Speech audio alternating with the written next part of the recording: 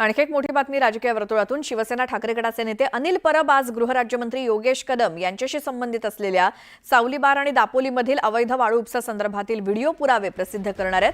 कालच अनिल परब यांनी मुख्यमंत्री देवेंद्र फडणवीस यांची भेट घेऊन त्यांना सर्व पुरावे दिलेत। यावरती सर्व प्रकरणाची आपण चौकशी करू असं आश्वासन मुख्यमंत्र्यांनी अनिल परब यांना दिलं होतं आणि त्यानंतर आज अनिल परब हे सगळे पुरावे प्रसार माध्यमांसमोर सादर करणार आहेत, प्रसिद्ध करणार आहेत।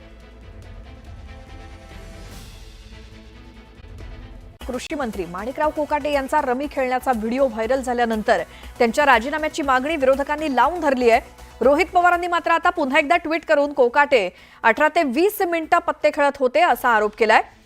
विधिमंडळाच्या चौकशी अहवालातनं ही माहिती समोर आली आहे। रोहित पवारांनी ट्विट करत हा आरोप केलाय। तसंच सरकार माणिकराव कोकाटेंवरती कारवाई करणार का असाही सवाल त्यांनी उपस्थित केलाय।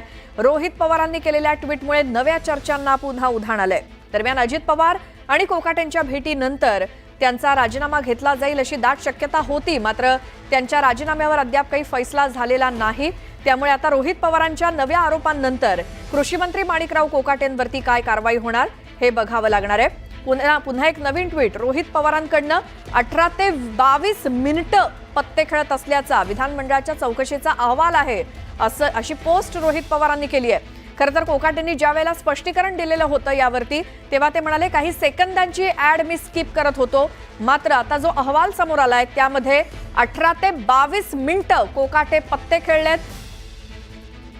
हे समोर आल्यानंतर रोहित पवारांनी ते एक्सवरनं पोस्ट देखील केली आहे ही माहिती।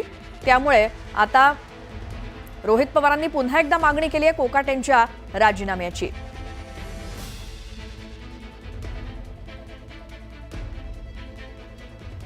आणखी एक मोठी बातमी, काल मंत्रिमंडळाची बैठक झाली। दरम्यान कृषी मंत्री माणिकराव कोकाटे यांचा राजीनामा टळलेला असला तरी खाते बदल मात्र होण्याची शक्यता आहे। क्रीडा, मदत पुनर्वसन, अन्न आणि औषध प्रशासन या 3 खात्यापैकी एखादं खातं हे माणिकराव कोकाटेंसोबत अदलाबदल होऊ शकतं अशी शक्यता आहे। पण जोवर शिंदेंच्या मंत्र्यांवरती कारवाई होत नाही तोवर राष्ट्रवादीच्या मंत्र्यांवरती कारवाई नाही अशी भूमिका घेतल्यामुळे हा खाते बदल कधी होईल हे सांगता येणार नाही। आमच्या प्रतिनिधी प्रणाली कापसे आपल्यासोबत फोन लाईनवरती आहेत। प्रणाली, एकतर ज्या पद्धतीने कोकाटे म्हणत होते की मी ऍड स्किप करत होतो, पण आज रोहित पवार पुन्हा म्हणतायत 18 ते 22 मिनिटाचा व्हिडिओ आहे, कारवाई कधी होणार असा प्रश्न पुन्हा विचारलाय। मात्र काय एकूणच गोंधळ आहे हा?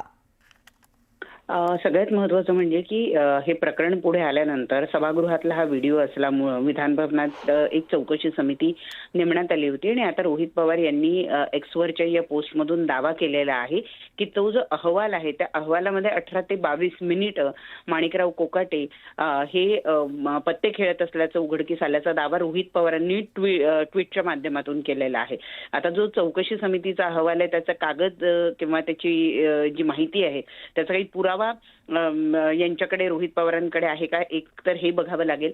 आणि जर रोहित पवार यांचा दावा हा जर योग्य असेल तर मग माणिकराव कोकाटे यांनी स्वतःला वाचवण्यासाठी केलेली सारवासारव ही किती खोटी आहे हे यातून उघडकीस होईल। त्यामुळे आपल्याला असं म्हणावं लागेल की माणिकराव कोकाटे यांचा राजीनामा घेण्यासाठी अजूनही विरोधक आणि विशेषतः राष्ट्रवादी शरदचंद्र पवार पक्षाचे आमदार रोहित पवार हे आग्रही आहेत। अजूनही या प्रकरणाचा पिच्छा त्यांनी सोडलेला नाहीये, कारण ज्या पद्धतीनं काल माणिकराव कोकाटे यांच्यावरची कारवाई टळली त्यानंतर असं वाटलं होतं की हे प्रकरण शांत होईल, परंतु आज सकाळी रोहित पवार यांनी केलेल्या या पोस्टवरनं पुन्हा एकदा हा दबाव कायम ठेवण्याचा किंवा तो वाढवण्याचा प्रयत्न हा विरोधकांच्या वतीने केला जातो हे जवळपास स्पष्ट दिसून येत आहे। दुसरी महत्वाची गोष्ट की कालच्या बैठकीमध्ये राजीनामा मंत्रिपदावरून जरी गच्छंती माणिकराव कोकाटे यांची झालेली नसली तरीही खात्याचा बदल मात्र होऊ शकतो असं सांगितलं जात आहे। आणि त्यामुळं माणिकराव कोकाटे यांना नेमकं त्यांच्याच पक्षाच्या वाट्याला असलेली जी पदं आहेत, जी मंत्रिपद आहेत त्यापैकी एखादं मंत्रिपद दिलं जाऊ शकतं किंवा त्याची अदलाबदल केली जाऊ शकते। तर मग असे कुठले खाती आहे, तर क्रीडा खातं आहे, मदत पुनर्वसन आहे आणि अन्न व औषध प्रशासन आहे। हे 3 अशी खाती आहेत जी राष्ट्रवादीच्या कोट्यामध्ये आधीच आहेत आणि यापैकी एखादं खातं ज्याचा जनतेशी संबंध कमी येईल असं एखादं खातं जे आहे ते माणिकराव कोकाटे यांना दिलं जाईल। कारण माणिकराव कोकाटे हे कायम त्यांच्या विधानांमुळे त्यांनी केलेल्या वक्तव्यांमुळे चर्चेत राहिलेले आहेत आणि अडचणीत आलेले आहेत। त्यामुळे त्यांना असं एखादं खातं दिलं जाण्याची शक्यता आहे जिथे जनतेचा संबंध हा कमी येईल आणि जनतेचा संबंध जिथे कमी येतो तिथे प्रसारमाध्यमांचा सुद्धा संबंध कमी येतो आणि त्यामुळे त्यांना असं एखादं खातं दिलं जाण्याची शक्यता आहे जिथं लोकांशी त्यांचा संपर्क कमी होईल आणि त्यामुळं हा खांदेपालट नेमका कधी होईल हे सांगणं खरं तर कठीण आहे. कारण कालच्या बैठकांमध्ये ही सुद्धा एक चर्चा होती किंवा एक विधान पुढे आलेलं होतं की केवळ राष्ट्रवादीच्याच मंत्र्यांवर कारवाई का, शिंदेचे जे मंत्री आहेत ते सुद्धा अडचणीत आलेले आहेत, त्यांची सुद्धा भ्रष्टाचाराची काही प्रकरणं पुढे आलेली आहेत. अशा वादग्रस्त मंत्र्यांवर शिंदे जर कारवाई करत नसतील तर वारंवार राष्ट्रवादीनेच कारवाई केली तर पक्षाची प्रतिमा ही महायुतीमध्ये मलिन होते, राज्यामध्ये ती प्रतिमा डागाळली जाते, तर ते योग्य नाही पक्षाच्या दृष्टीनं, अशी सुद्धा प्रतिक्रिया ज्येष्ठ मंत्र्यांनी दिलेली होती. प्रणाली, धन्यवाद या सगळ्या माहितीसाठी. आणखी एक मोठी बातमी आहे. छत्रपती संभाजीनगर शहरातील अत्यंत महाग आणि मोक्याच्या 3 एकर जागेचा मुद्दा पुन्हा चर्चेत आलाय. संदीपान भुमरेंच्या जावयाच्या नावावर केलेल्या जमिनीवर राजेश कोठारी यांनी दावा केलाय. या प्रकरणी त्यांनी सुप्रीम कोर्टात धाव घेतली आहे. दरम्यान कोर्टानं जैसे थेचे आदेश दिलेत. ही 3 एकर जागा ज्याची किंमत 150 कोटींपेक्षा अधिक आहे, ती जागा संदीपान भुमरे आणि विलास भुमरे यांचा चालक जावेद शेख याच्या नावावर करण्यात आली. ही जागा हिबानामा म्हणून दिली, त्यामुळे संदीपान भुमरे, विलास भुमरे यांच्यासोबतच त्यांचा चालक जावेद शेख गोत्यात येण्याची चर्चा सुरू झाली आहे. आमचे प्रतिनिधी सिद्धार्थ गोदाम आपल्या सोबत आहेत, त्यांच्याकडनं या प्रकरणासंदर्भातली माहिती घेऊयात. सिद्धार्थ.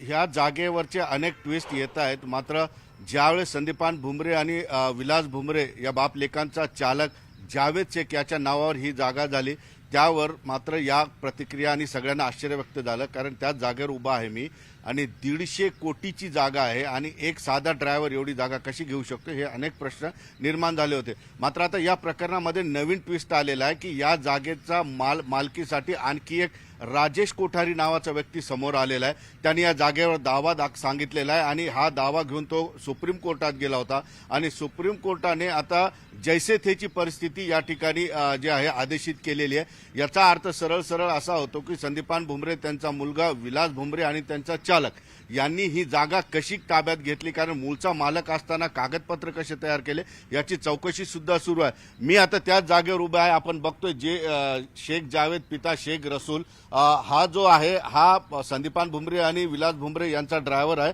आणि त्याच्या नावावर ही जागा जवळपास 150 कोटीची 3 एकर जागा आहे. ही जागा एवढी महागडी आहे की इथली जागा घेणं म्हणजे अनेकांसाठी स्वप्न आहे, श्रीमंत लोकांसाठी. मात्र एक साधा चालक 15 ते 20 हजार महिन्यावर काम करणारा चालक, त्याच्या नावावर 150 कोटीची जागा होते. ही जागा जी आहे हिबानामा म्हणजे बक्षीस पात्र करून दिलेली जागा आहे. मात्र बक्षीस पात्र जागा जरी करून घेताना 150 कोटीची जागा नावावर करून घ्यायची असेल तर सरकारचा कर किती होतो आणि तो कर भरला की नाही भरला याबद्दलची सुद्धा आयटी चौकशी करते. म्हणजे आयकर विभागाने सुद्धा शेख जावेद शेख पिता रसूल यांना नोटीस पाठवलेली आयकर विभागाने.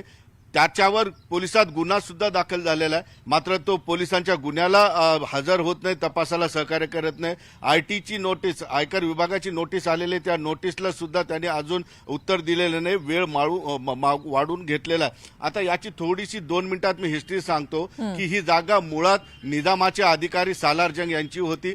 सालार जंग यांचा चालक त्याने आपल्या नावावर ही जागा असल्याचं हिबानामा करून घेतलेला.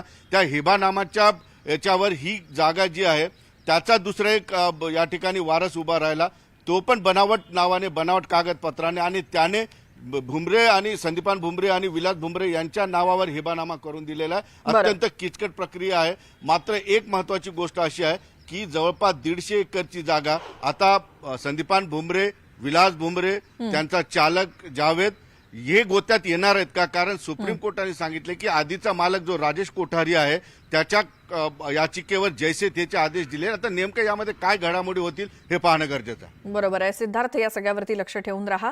धन्यवाद या अपडेटसाठी.